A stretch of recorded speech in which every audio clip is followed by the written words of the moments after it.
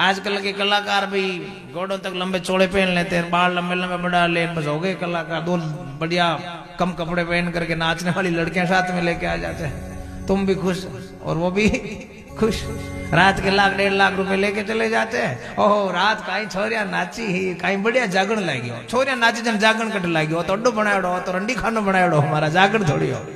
ये तो कोठा बना करके रख दिया आपने, और कोठे पे ज्ञान थोड़ी मिलता है। कोठे पे तो नाच गाने का काम, तो मुजरा होता है महाराज। और बड़ा दुर्भाग्य है आज इस सनातन धर्म का कि भगवान की भक्ति को हमने मुजरा बना दिया महाराज।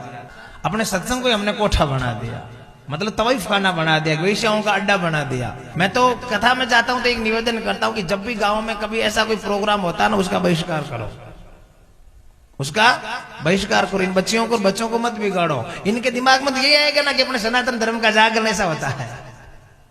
कम से कम सत्संग को तो भ्रष्ट मत करो रे भाई। तुमको मनोरंजन करवाना तो रंगारंग कार्यक्रम रखो, कौन मना करता। पीछे बोर्ड तो लगा हुआ है हनुमान जी महाराज का विशाल जागरण, यार सामने वाला जैसा नृत्य होता तो ये अपने आप में गंदा नहीं लगता है क्या? बोलता कोई नहीं है। बड़े बड़े जो धर्माधीश बने हुए या मठाधीश बने हुए हैं, उनको इस चीज से वो सिर्फ अपने दक्षिणा का ध्यान रखते हैं, वो इस मैटर पर नहीं बोलते हैं महाराज। पर मैं आपसे इतना ही निवेदन करूंगा, अपन को दूसरों को छोड़ो, खुद की गंदगी साफ करने का प्रयास करो। आपसे मेरा इतना निवेदन है कि अपने गांव में यदि ऐसा कोई गंदा गलत कार्यक्रम होता हो तो उसका विरोध करो कि नहीं भैया देख अपने गांव में ऐसा नहीं कर सकते। हाँ ऐसा किया तो फिर हम इसके साथ फिर आप पुलिस में कंप्लेन करेंगे। यदि करना हो तो अच्छे भजनियों को बोलो, अच्छे कलाकारों को बोलो, ताकि भक्तों के बारे में बच्चों को सुनावे, भगवान की कथा सुनावे, भगवान की बातें सुनावे। मोरध्वज राजा की कथा सुनावे, जिसने महाराज बाप के कहने से मोर के पीछे चली गई थी। है आज की बहन बेटी महाराज अपने पति को मार करके 15-15 टुकड़ा कर लेती है। तो ऐसी ऐसी चीजें जब सुनेंगे तो इन बच्चों के अंदर भी थोड़ा, बच्चों के अंदर भी संस्कार आता। मेरा कहने का भाव यह है क्योंकि सत्संग एक ऐसी चीज है मेरी माओ जिससे हमारा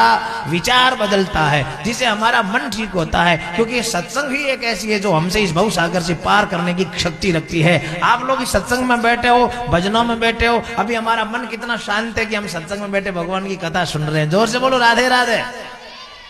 क्योंकि सत्संग का प्रभाव है ये, किसी कथावाचक का, सुखदेव का, किसी का और का, आपका ऐसा प्रभाव नहीं। ये प्रभाव केवल परमात्मा के नाम का है, क्योंकि सत्संग की वो ताकत है। इसलिए सत्संग करावे, सत्य का संग करावे, परमात्मा के बारे में बताने वाले की बातें सुने तो फिर उसको अपना मन अच्छा होता है। मेरा कहने का भाव यह है। जोर से बोलो राधे राधे।